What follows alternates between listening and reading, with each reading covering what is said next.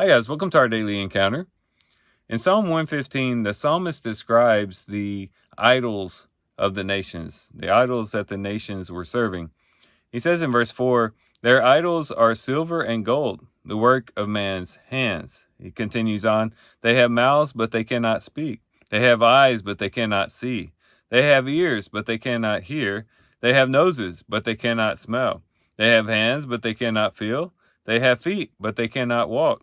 They cannot make a sound with their throat. Those who make them will become like them, everyone who trusts in them. So he's showing the uselessness of these idols that these nations were serving. All they really were just creations from the imagination of man, the artistry of man's hands, but they had no power. They had no life. They couldn't accomplish anything for anybody. And he says that those who serve these idols will become like them. They too will become useless and powerless as they serve these idols. And maybe ultimately what he's referring to is death, because in death, the body becomes like that. A human body has eyes, but it cannot see. A corpse, that is, has eyes and cannot see, ears and cannot hear, nose and cannot smell, and so on and so forth. So ultimately, he might be talking about they'll end up um, dead, perhaps under judgment or something like that. But I think probably he's talking about something else, probably in the sense of their inability to really accomplish anything as they're leaning on and trusting in these various idols. And this shows us a very important principle when it comes to idol worship. Because oftentimes we might think, well, idol worship is just wrong because you're serving the wrong God, because you're serving a God and God told you not to serve other gods, only to serve him. And that's definitely true. It's definitely something that God was very adamant about. He even includes it in the Ten Commandments, not to have other gods before him. And that's very important to realize. It is true that you're just serving the wrong God, and that's wrong in and of itself. But it's not just that you're serving another God. There's something transformable about serving another God. There's something about what you serve in regards to your life, in our life. The character that we build is oftentimes directly connected to whatever it is that we're serving. If we're serving perhaps money, or we're serving the world, or we're serving ourselves, or we're worshiping possessions or power or popularity, it tends to be that whatever we're putting at the top of the list, whatever it is that we are saying, this is the thing that my life is all about, this is the thing that I worship, this is the thing that I love the most, and we put things even above God, it has a transformational type of power to it, in that it changes the way that we look at life. It changes our worldview. It changes our character. It changes the way that we interact with other people. Just think about people who are constantly chasing after money.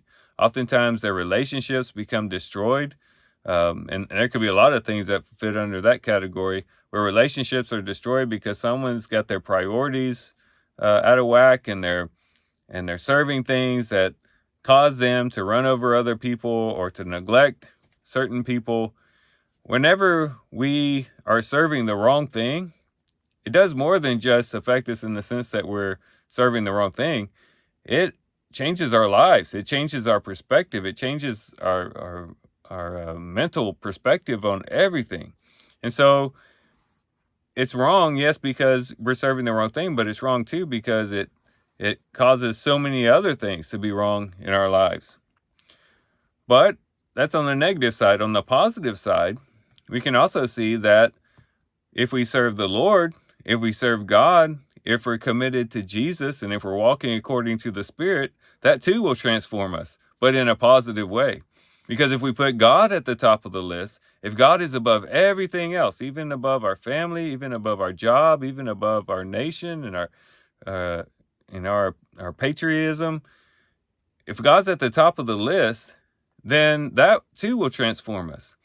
If we have our eyes fixed on the Lord, if he is what we love, if he is what we center our lives around, if he is what we have our hearts set on totally, then that will transform us and we will become more like him, and we will become transformed to be more holy like him, more righteous like him, more pure like him, more loving like him. And so this is the importance of putting God at the top of the list, not just because he has in his scriptures that we should love him with all of our heart, soul, mind, and strength, not just because that's a command, although, that is sufficient for us to do that, but also because of the effects that it would have in our lives. When we have God at the top of the list, everything seems to fit in its proper place. And we become transformed by that. We become better people because of that. And our relationships can oftentimes be benefited in a positive way because of that. So having the right priorities is good, not only just for the sake of having the right priorities, but because of the practical effects that it has in our lives. And I think Psalm 115 kind of brings that out in regards to these false idols that these nations were serving. So let's put God back in his proper place. We put him back in his proper place, we will be transformed. We will be conformed to his image. We will become more and more like him. And that will help us in our relationship with him and with our relationships with other people as well, oftentimes. So these are some things we can reflect on and think about as we do our reading today. With that, guys, I do thank you for watching the video today. Hope you guys have a great day. Love you guys. God bless.